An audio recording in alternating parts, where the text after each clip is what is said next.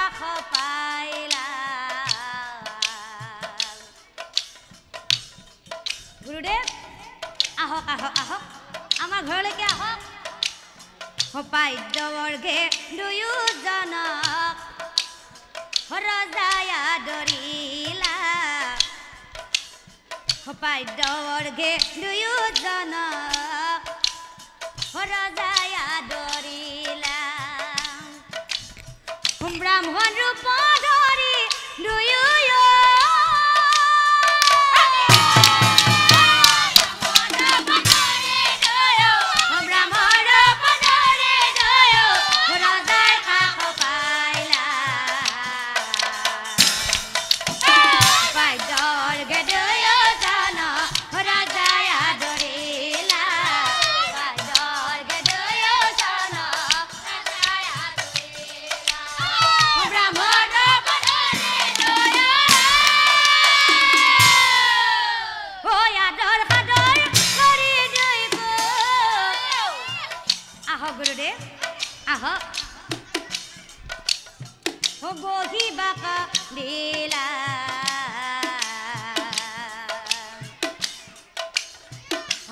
গমনৰ কথা ৰজাই সুধিবে লাগিলা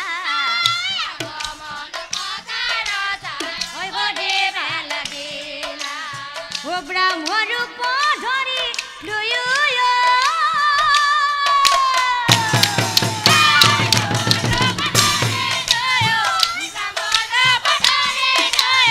ৰজাৰ কাষ পাইলা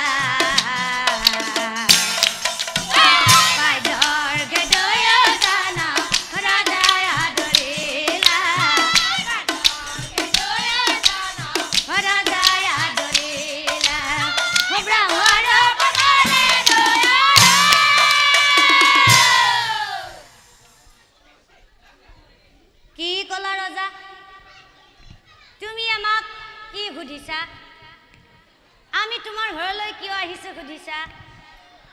হে ৰজা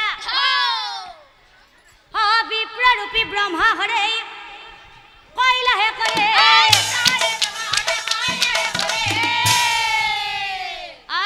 ৰজা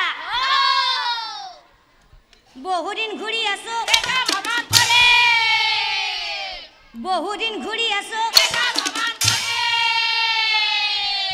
পিছে ৰজা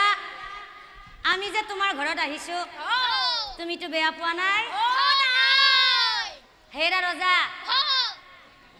ভাবিলো ৰাণীৰ হাতেই এসাঁজ খাই ৰজা বিৰিচন অন্য একো নালাগে তোমাৰ আগে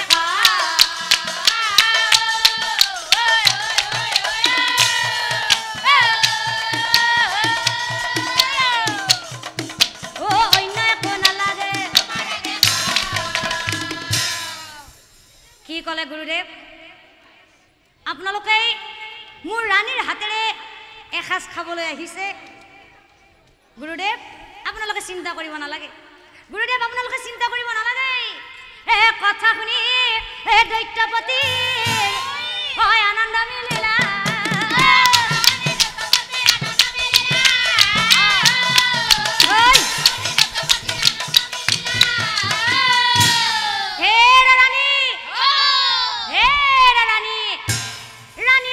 কথা বিবৰি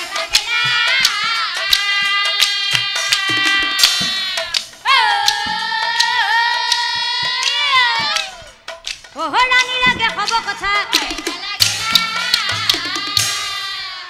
আৰু এতিয়া চাওকচোন আচলতে সেই ৰাণীগৰাকী কোন আপোনালোকৰ মনত আছেনে কোন হয় নাৰায়ণ এতিয়া সেই নাৰায়ণেই যেহেতু ৰাণী ৰূপ লৈ আছে আৰু ব্ৰহ্মা হৰে যেহেতু ব্ৰাহ্মণ ৰূপ লৈ ৰাণীৰ হাতেৰে খাম বুলি গৈছে এতিয়া সেই ৰাণীয়ে কি কৰিলে চাও হাতে অন্ন লৈ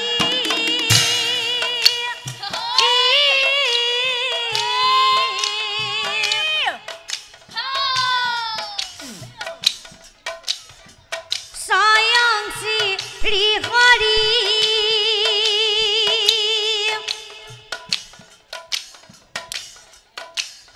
হইয়া গবা